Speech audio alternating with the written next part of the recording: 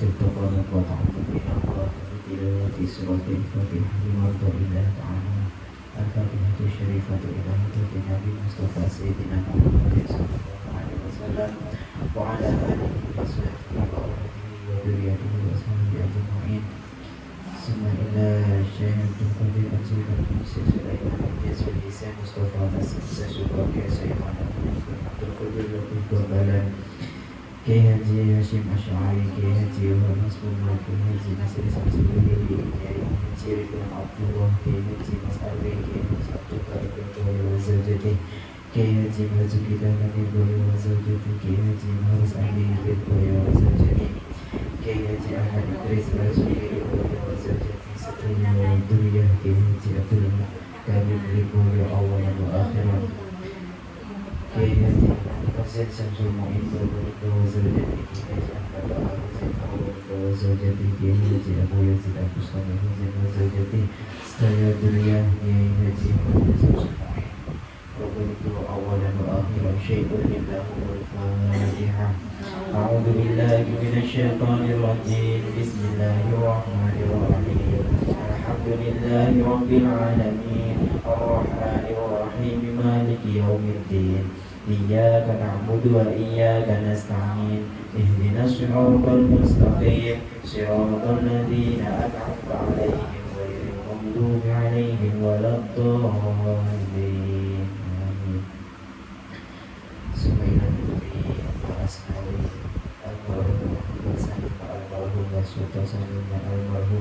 Almarhum Mbak Siti Halimah, almarhum Haji Muzaki, almarhum Haji Aisyah, almarhum Kiai Musyawir, almarhum Hasri, almarhum Sohab, almarhum Su'aidah, almarhum Hasan, almarhum Judiah, almarhum Abdurrahman, almarhum Sunayani, almarhum Abdullah, almarhum Wajib Bukan, almarhum Muhtar Sahibu wilayah Tambak Madu ingkang bertakwa sedaya ahli kubur jamaah muslimin anak tingkah barja siji.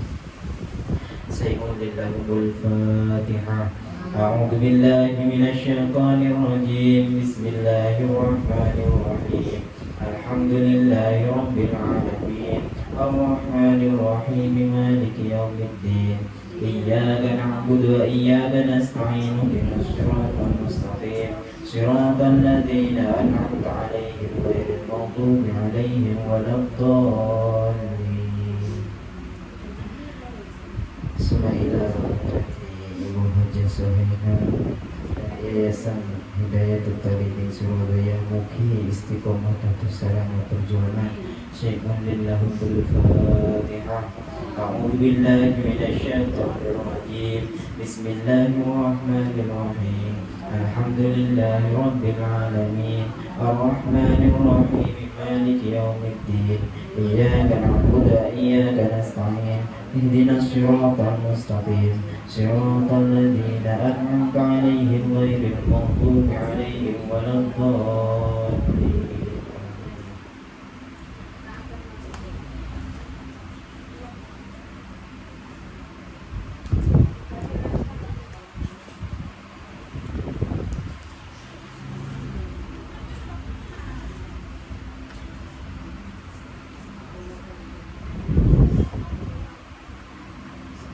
Sudah nyampe bab istinja.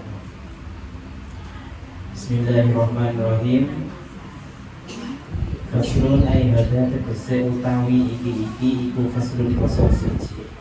Wal istinja'u utawi cewek iku wajibun wajib minal bauli saking boyong wal wa'iti lan isi.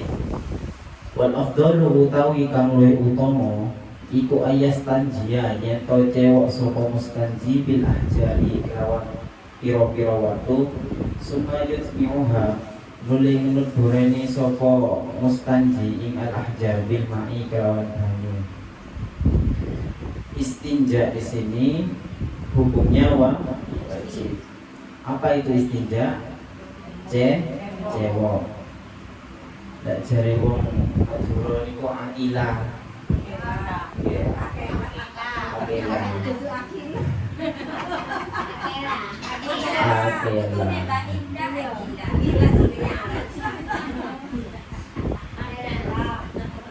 akela itu hukumnya wajib.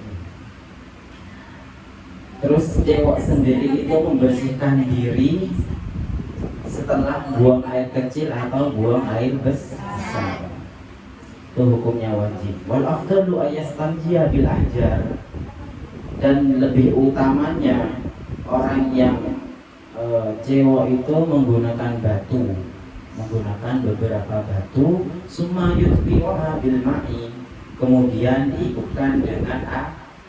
Jadi lebih utama orang cewek itu pertama menggunakan batu dulu, kemudian diikutkan dengan air. Itu yang lebih utama cewek.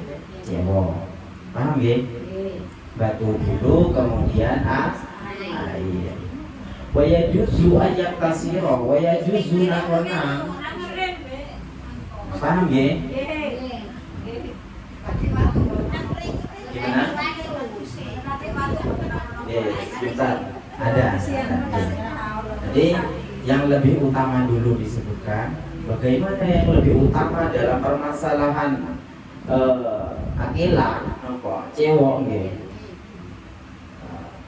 Batu dulu, kemudian diikutkan dengan air, itu yang lebih utama.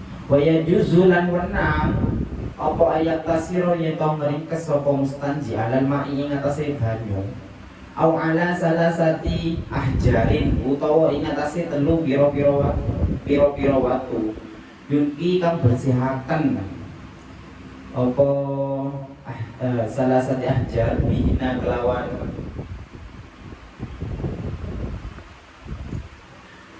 yunki kang bersehatkan bihina kelawan salah satu ahjar apa al mahallu panggonan faida aroda moko ing dalem nalikane ngarepaken sapa mustanji aliki soro ing ngringkes ala ahadihima ing atase salah sijine ahjar lan falmamu muka utawi banyu iku afdalun luwih utama. Kemudian di sini jika orang yang cewek di sini ingin meringkas antara air ataupun batu, itu hukumnya boleh. Jadi boleh antara salah satunya, boleh menggunakan air saja atau boleh menggunakan batu.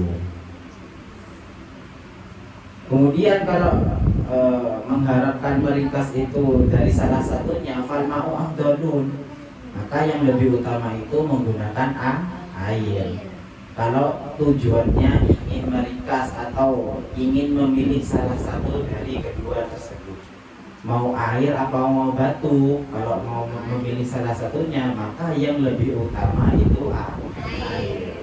Kemudian yang paling utama itu batu dulu, kemudian air. Jika ingin meringkas itu boleh, hukumnya boleh. Memilih salah satu di antara batu dan juga air itu hukumnya boleh. Namun lebih utama itu air. Paham ya? Kemudian masih ada yang belum paham? Paham ya? Dan waya jetani bu istiqbalal kiblati wastidbaroha fisohroi. Setelah mengetahui hukum daripada cewek di sini dan juga menggunakan apa cewek itu, di sini juga ada etika dalam membuang hajat atau ketika BAB ataupun membuang air kecil, itu juga ada etika. Nah, langsung ngejeding, langsung buang air kecil, langsung buang air besar, langsung seperti itu. Di dalam membuang air kecil maupun air besar itu juga ada etika. Bagaimana etikanya? Waya citani bulan kedoi sopo kodil haja istiqbalal kiblati ing madhab kiblat wastidbaroha lan mungkuri kiblat. Etika orang yang kencing maupun orang yang buang air besar itu tidak diperbolehkan atau menjauhi menghadap kiblat dan juga membelakanginya. Fisoro'i dalam oro-oro jika dalam keadaan jika di tanah yang lapang. Jadi kalau ada di tanah lapang atau tidak ada tumbuhan, tidak ada bangunan, pokok seperti lapangan itu tidak boleh BAB maupun air kecil tidak boleh menghadap kiblat ataupun memungkurinya, membelakanginya. Yang boleh hadap kemana? Ke utara maupun selatan. Paham ya?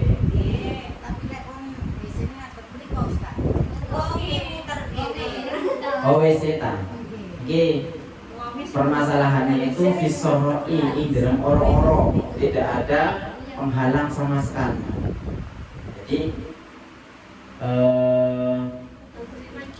Jadi di lapangan ataupun di mana biasanya ini di gurun pasir. Gurun pasir kan tidak ada penghalang. Kalau ada penghalang beda cerita. Yang di sini yang dimaksud tidak boleh menghadap kiblat dan juga tidak boleh memungkurinya itu ketika tidak ada penghalang sama sekali, maka tidak boleh menghadap kiblat ataupun membelakanginya. Itu etika orang yang membuang hajat. Orang yang mempunyai hajat itu tidak boleh sembarangan. Kemudian wayajtanibu al-baula, wayajtanibu lan ngedoi sopo qadil hajah al-baula ing uyuh fil ma'i dalam banyu arraqidi kang meneng. Juga etika orang yang mempunyai hajat, orang yang kencing maupun BAB itu dilarang kencing di air yang diam. Jadi kok ada airnya itu diam, itu tidak boleh ya dikencingi atau tidak boleh kencing. Oke, tidak boleh. Kolam renang itu kalau ukurannya itu kecil ya. Kalau besar kan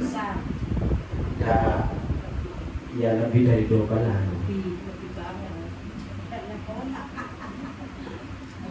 Tapi di sini itu tidak boleh. Kalau di air yang diam itu tidak boleh.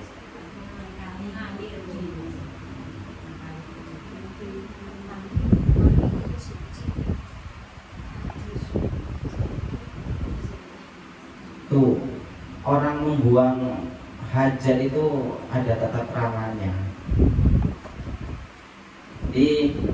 Yang boleh di air yang seperti apa? Di air yang mengalir. Ya seperti sungai. Kemudian kok air itu mengalir tapi airnya sedikit, itu hukumnya makruh. Oke. Air yang mengalir tapi airnya itu sedikit, itu hukumnya makruh.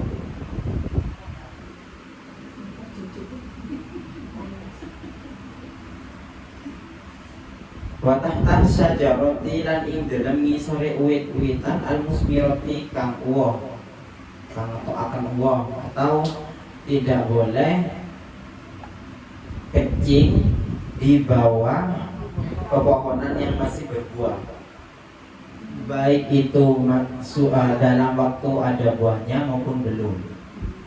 Pokok pohon-pohon yang kiranya ada buahnya itu tidak boleh. Dia tidak boleh kencing di bawahnya. Itu kan termasuk pohon yang berbuah.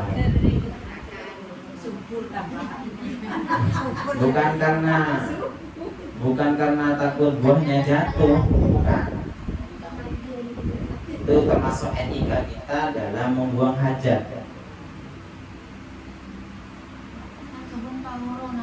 Juga wafitoriki, dan juga tidak boleh kencing di jalan. Oh, apa ngoro-ngoro apa ju niku napa kebelet nggih. moro-moro kebetulan pipis gak nemu tempat mana pas pipis nang jalan itu ndak boleh ya apa wis kebelet iki wis ono tempat mana itu ndak boleh Bu.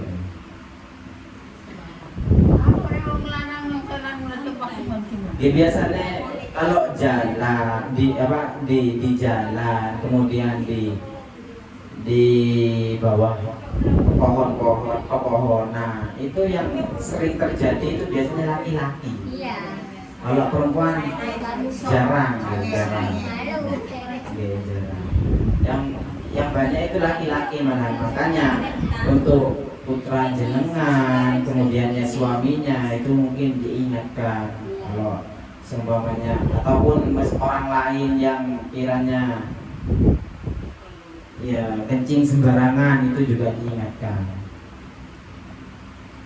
Yang enggak bahaya laki-laki kalau sudah kebetulan pipis itu pokok wis keluar. Dan juga wadili tidak boleh di bawah nenaungan atau nenaungan pengaupan dari cari Madura nopo tempat untuk bernaung nih iup-iupan sebenarnya iup-iupan itu tidak boleh di bawah nenaungan. Kiranya tempat itu biasanya dibuat untuk bernaung ya, jangan dibuat tempat kencing. Kemudian wasakobi dan juga di dalam lubang itu tidak boleh.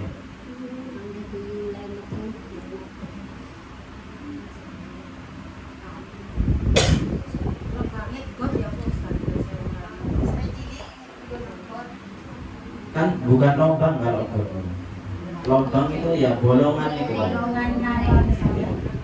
Kenapa kok tidak boleh kencing ke dalam lubang?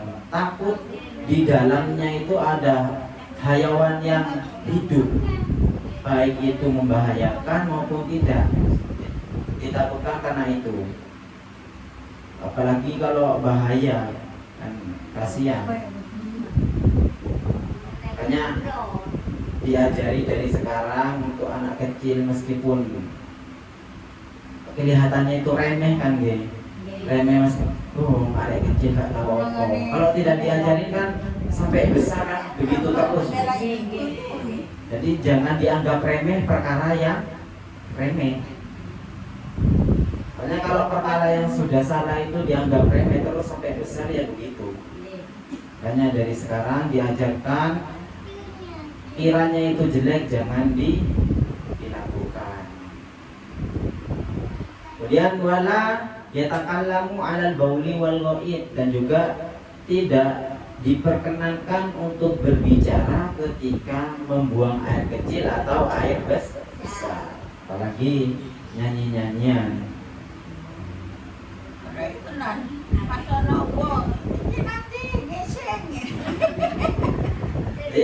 Ketika memungkinkan orang itu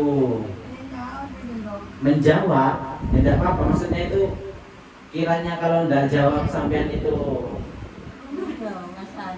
ya seperti contoh contoh dalam kitabnya itu kan di sini kan tidak boleh berbicara ketika kecil maupun BAB. Kok ada ular atau apa di dalam kamar mandi, kiranya sampean itu ndak menjerit nopo, kiranya ndak berteriak itu sampean kayaknya mau dipatok ular, ya harus menjerit. Gimana lagi? Ndak apa-apa kalau intinya kalau darurat itu ndak apa-apa. Kok kiranya ndak butuh jawaban, ya sudah ndak usah dijawab.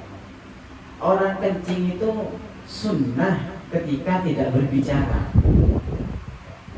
Padahal cuma kencing itu dapat pahalanya ketika tidak berbicara. Kencing saja itu juga dapat pahala ketika tidak berbicara. Nah, di sini dilarang untuk berbicara supaya apa? Supaya mendapat kesunahan.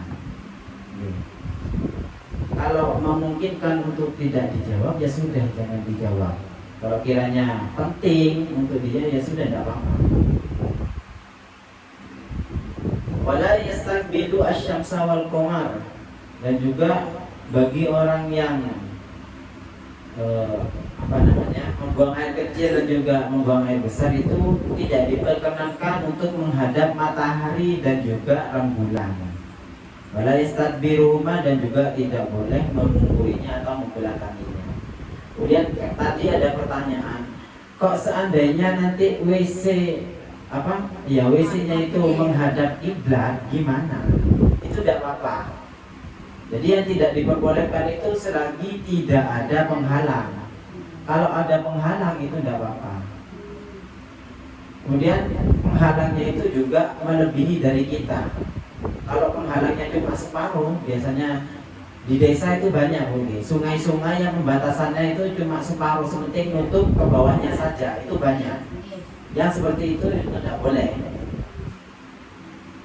Kalau di sini kan rata-rata di dalam rumah ataupun di dalam WC ya. Kalau di desa itu di sungai biasanya. Kemudian ada di tengah-tengah sawah biasanya. Pokok wis gak ketok uang wis cukup, itu tidak boleh sebenarnya. Tidak boleh. Harusnya ada penghalangnya itu melebihi dari kita. Ataupun boleh tidak melebihi, seperti lebih separuh wis sampai kene, tidak apa-apa. Tidak, maksudnya penghalangnya, penghalang agar supaya kita tidak menghadap kiblat maupun membelakanginya. Jadi tidak apa-apa. Ataupun memang tempatnya itu ya WC kan memang tempat untuk buang air besar gitu, itu tidak apa-apa. Meskipun menghadap kiblat ataupun membelakanginya, kalau memang tempat itu dibuat, kebiasaannya dibuat tempat untuk membuang air besar maupun air kecil, tidak apa-apa. Kalau memang itu kebiasaannya untuk tempat BAB maupun air kecil, tidak apa-apa. Paham ya? Ada pertanyaan?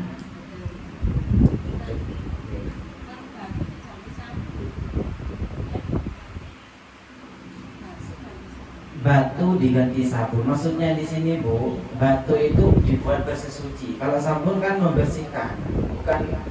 Batu itu diusap ya, maksudnya amin ya, diusap ke tempat keluarnya najis tersebut. Keluar dari sini yang diusap di sininya. Kalau sabun kan enggak kan? Sabun hanya supaya bersih. Jadi tugasnya sabun itu bukan mensucikan, tapi membersihkan. Kalau batu itu mensucikan, Bu. Paham ya?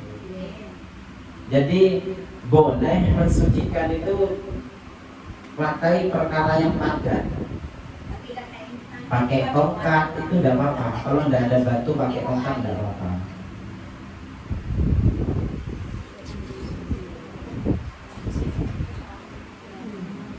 Kenapa kok setelah membuang air kecil dan juga membuang air besar itu harus cebok? Kenapa sedemikian? Karena di sini dari ada hadis dari Abi Hurairah radhiyallahu anhu, anna Rasulullah sallallahu alaihi wasallam istanzihu minal bauli fa inna ammatan adzabil qabri minhu, rawahu ad-Daruqutni. Di hadis di sini diceritakan oleh Abi Hurairah bahwa Rasulullah sallallahu alaihi wasallam bersabda, sucikanlah dirimu dari kencing, karena kebanyakan siksa kubur itu berasal darinya. Jadi pernah suatu ketika orang itu rajin ibadah, ya zakat yang bayar, puasa ya puasa, pokok rajin ibadah. Tapi ketika hadas itu tidak pernah disucikan, orang tersebut masuk neraka. Jadi kebanyakan orang itu masuk neraka gara-gara tidak mensucikan atau tidak istinja, tidak cebok. Kemudian walil hakim aksaru adzabil qabri minhu wa huwa sahihul isnad. Dan juga Imam Hakim menambahi hadis tersebut, kebanyakan siksa kubur itu disebabkan tidak membasuh air kencing. Hadis ini sanadnya itu sahih. Kalau sahih itu memang benar-benar ya benar gitu. Memang benar gitu. Banyak. Jadi kebanyakan orang masuk neraka bukan karena tidak sholat, bukan karena tidak puasa, karena tidak mensucikan najis atau tidak membasuh air kencing. Itu juga perlu diperhatikan. Dan juga kalau ya syarat sahnya sholat kan harus suci dari hadas. Jadi percuma sholat kalau masih membawa hadas kan tidak sah. Itu termasuk peringatan dari Kanjeng Nabi, bahwasanya orang yang tidak membasuh kencingnya, juga cewek ya bahasanya itu, tidak membasuh kencingnya dan juga tidak membasuh BAB.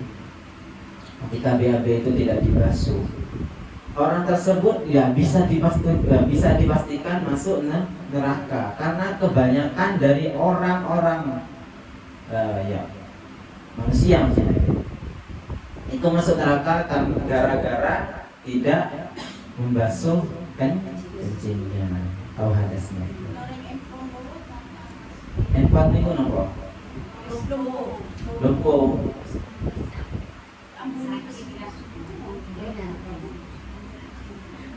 Nah, masih bisa mensucikan sendiri apa tidak biasanya? Stroke kayak memang gitu. Biasanya kan ada yang mengurusi. Ya, yang mengurusi itu. Yang mengurusi itu ya juga harus hati-hati. Enggak, tanggung jawab yang mengurusi. Karena ya mau bagaimana kan stroke nggak bisa apa-apa. Mau dipaksakan suruh membasuh kencing kan nggak bisa. Tisu basah itu sifatnya bukan mensucikan.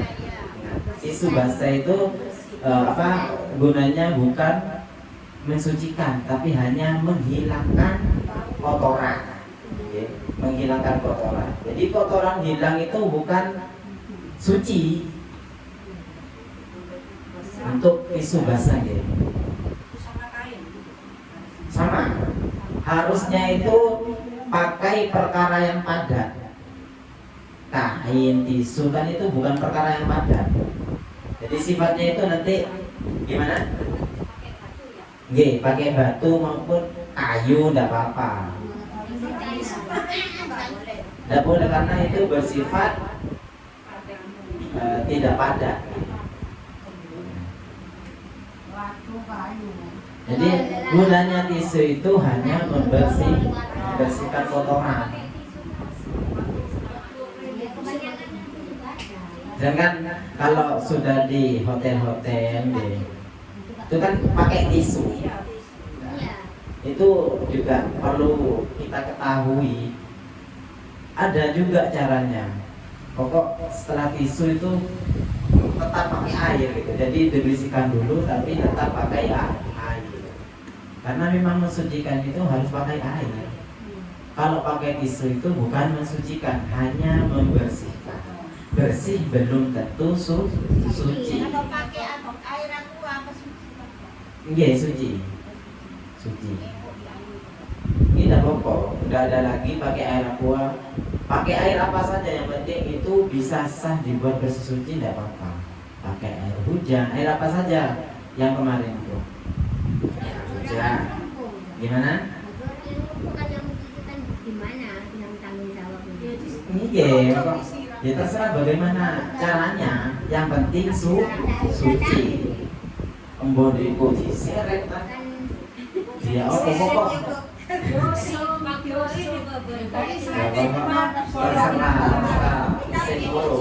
Kebanyakan tisu, kebanyakan itu mesti tisu. Tapi ingat, Tisu itu hanya membersihkan.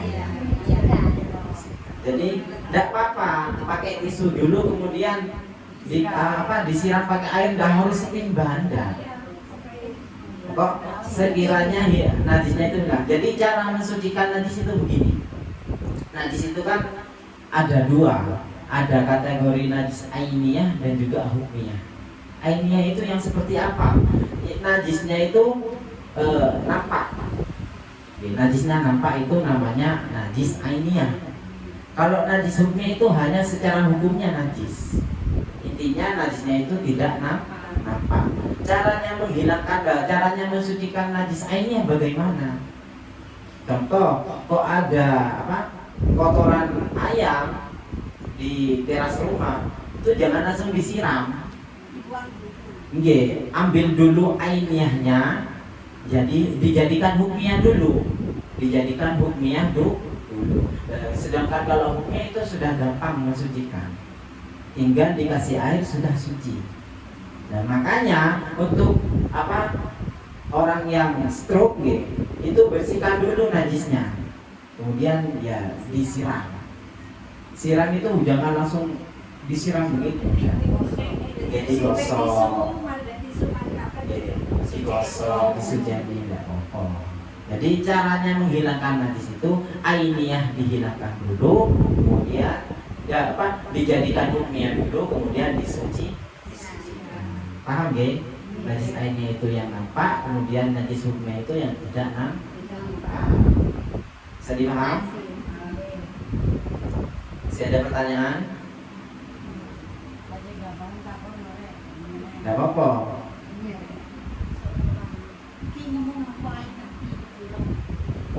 Oke, apa?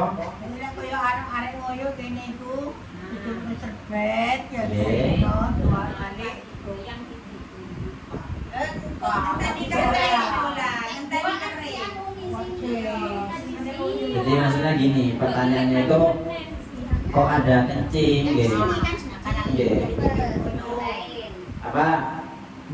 intinya dihilangkan dulu ainiyahnya. Sama apa saja. Pokok sementing najisnya hilang dulu, najis ainiyahnya hilang dulu. Kok pakai kain ya tidak apa-apa, pakai apa saja. Yang penting itu najisnya itu hilang. Tidak diharuskan harus pakai ini, enggak. Yang penting najisnya hilang.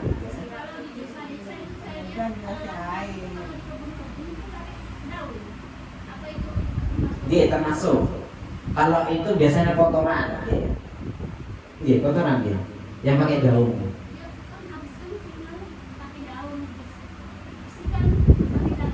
Maksudnya ngepel lah. Oh, pakai daun. Kalau daunnya itu ada air embun biasanya biasanya ini sih terjadi. Sebentar dulu. Yang dulu Yang kencing dulu kayak lupa. Jadi kencingnya dihilangkan dulu, jangan langsung disiram agar supaya najisnya tidak kemana-mana. Diamankan dulu najisnya. Jangan langsung disiram dikeringkan dulu. Kalau langsung disiram tetap. Kalau di desa kan lencah berlobeng, langsung siram. Ya mau gimana kan lencak itu kok Bolong kan logor. Mau diambil najisnya kan tidak memungkinkan langsung disiram. Maksudnya senang lantai itu kan tidak cepat hilang, Hambal juga sama langsung disiram. Maksudnya kalau hambal kiranya sudah najisnya sudah kering sudah meresap sudah siram saja. Jangan dipaksakan diambil kan tidak bisa. Kecuali masih basah baru dihilangkan dulu. Maksudnya dikeringkan pakai air pakai tisu penting hilang dulu najis ainiyahnya. Kalau sudah hilang baru disucikan. Paham Itu untuk kencing Kemudian untuk apa tadi? Bersesucinya itu menggunakan daun Biasanya banyak di desa-desa memang banyak seperti itu. Apa biasanya ya laki-laki, biasanya laki-laki memang. Jadi kencing, kata Ustadz harus disucikan. Loh, kok anu daun ya sudah kita pakai daun, itu tidak boleh sebenarnya. Itu dalam keadaan kita belum, maksudnya di hutan bro. Di hutan itu kan banyak apa batu, kayu yang sifatnya itu keras, sifatnya itu padat. Itu tidak apa-apa. Yang penting tidak membahayakan anak kelaminnya.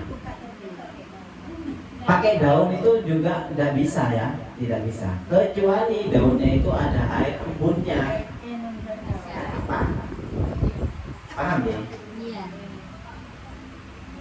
Kalau ada air embunnya maka tidak apa-apa. Kalau kering itu masih tidak dikategorikan mensucikan, hanya membersihkan saja. Jadi tidak suci, tapi hanya bersih. Tidak suci, masih ada, masih najis. Bisa dipaham ya? Ada pertanyaan lagi? Sudah? Ada pertanyaan? Bukan. Lanjut apa dicukupkan? Cukup nggih? Oh nggih. Mulai sekolah Cukup sampai di sini saja. Jika ada kesalahan dari segi keterangan maupun apa saja, ucapan yang kurang enak didengar dari diri kami, mohon maaf yang sebesar-besarnya. Wallahu a'lam bishawab. Al-Fatihah.